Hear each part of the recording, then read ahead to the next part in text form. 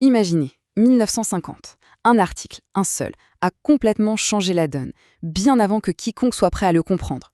C'était l'œuvre d'Alan Turing, bien sûr, et c'est ce texte qui a vraiment jeté les bases de tout ce qu'on appelle aujourd'hui l'intelligence artificielle. Alors c'est parti, on va décortiquer ensemble ce document qui est franchement visionnaire.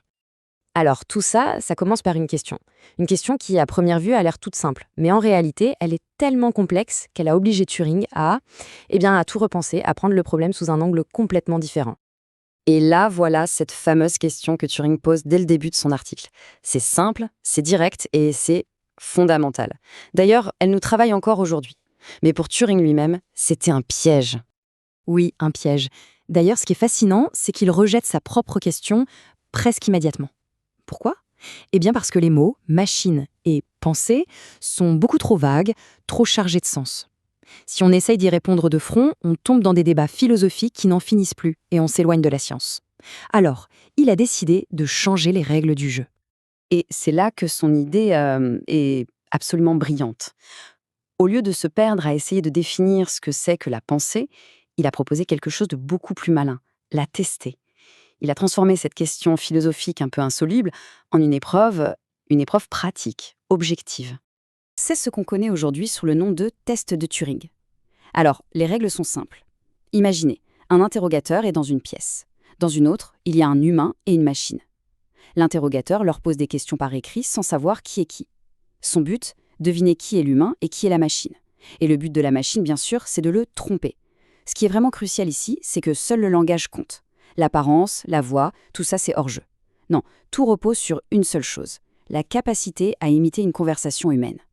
Et cette idée, elle est vraiment au cœur de tout le test. En fait, ça suggère que si une machine arrive à nous persuader qu'elle est humaine, juste avec des mots, alors elle a atteint une forme d'intelligence qui est valide, qui compte.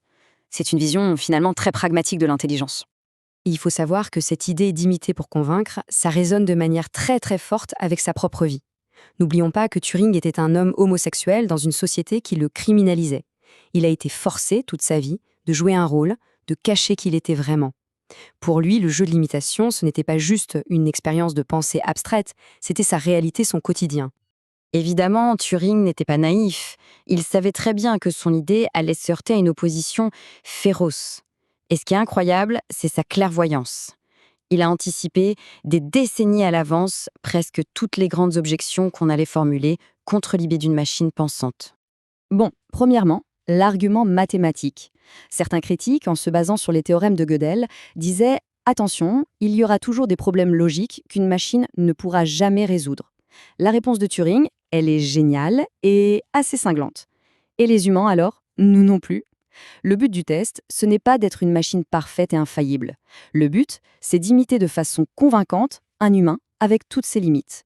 Deuxième objection, un grand classique, l'argument de la conscience. Une machine, ça n'a pas de sentiment, ça ne ressent rien, ça fait juste semblant.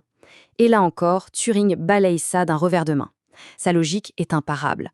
Comment peut-on prouver que quelqu'un d'autre que soi-même est conscient? On ne peut pas. On le suppose en se basant sur son comportement. Donc si une machine se comporte comme si elle était consciente, au nom de quoi, scientifiquement, pourrait-on dire qu'elle ne l'est pas?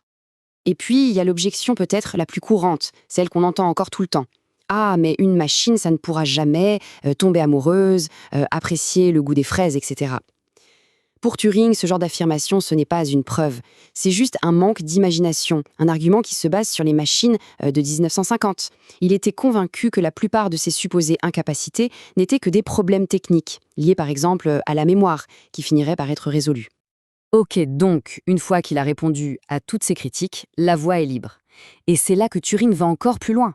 Il ne se contente pas de défendre son test, non, il propose carrément une feuille de route, un plan, pour construire une machine capable de le réussir. Et c'est à ce moment-là que son article bascule de la pure philosophie à quelque chose qui ressemble à de la prophétie. Parce que la question qui se pose, elle est immense. Comment est-ce qu'on pourrait bien créer un programme assez complexe pour gagner à ce jeu ? Franchement, essayer de programmer à la main un esprit adulte, avec toutes ses connaissances, ses règles, ses subtilités, ça paraît être une tâche infinie, impossible en fait. Et c'est là que Turing propose un changement de perspective, mais radical. Il dit, au lieu de tenter cette tâche impossible de programmer un esprit adulte, pourquoi ne pas faire comme la nature? Créons un esprit d'enfant, un programme simple au départ, qu'on va éduquer, qui va apprendre par l'expérience. Vous voyez le changement? L'objectif n'est plus de tout coder. L'objectif, c'est de concevoir une machine capable d'apprendre. C'est, ni plus ni moins, la naissance conceptuelle du machine learning. Et à partir de là, il esquisse plusieurs stratégies. La première, c'est ce qu'on appellerait aujourd'hui des algorithmes évolutifs. L'idée, c'est de créer des programmes qui peuvent muter, changer, évoluer. Et ensuite, on sélectionne les versions qui s'en sortent le mieux au jeu de l'imitation. C'est une sorte de darwinisme, mais pour des programmes informatiques. Ensuite, il décrit un autre concept fondamental, l'apprentissage par renforcement. Là, l'idée, c'est d'enseigner à la machine avec un système de récompense et de punition. C'est très simple. Quand elle donne une bonne réponse, on lui envoie un signal de, disons, plaisir. Quand elle se trompe, un signal de douleur. Et petit à petit, elle apprend à rechercher les récompenses et à éviter les punitions. C'est la base de tellement de systèmes d'IA qu'on utilise aujourd'hui. Et finalement, il aborde ce qu'on nomme l'apprentissage supervisé. C'est l'idée qu'on peut tout simplement enseigner directement à la machine en lui donnant des exemples. C'est exactement comme quand on apprend à un enfant, on lui montre une pomme et on lui dit « ça, c'est une pomme ». C'est fou de se dire ça, mais en à peine quelques paragraphes, Turing a posé les bases de 3 des plus grands piliers du machine learning moderne. Pour vraiment saisir à quel point tout ça est fou, il faut se remettre dans le contexte de l'époque. On est en 1950. Les ordinateurs, ce sont des armoires gigantesques qui remplissent des pièces entières et qui ont moins de puissance de calcul qu'une montre connectée aujourd'hui. Cette frise chronologique, elle parle d'elle-même. Elle montre à quel point Turing était en avance sur son temps. Il a fallu attendre les années 90, soit près de 40 ans, pour que la technologie soit enfin assez puissante pour qu'on commence à peine à mettre ses idées en pratique. Et aujourd'hui ? Eh bien aujourd'hui, ces concepts, ils sont absolument partout, dans nos téléphones, dans les voitures, dans les diagnostics médicaux. D'ailleurs, Turing avait même fait une prédiction assez précise.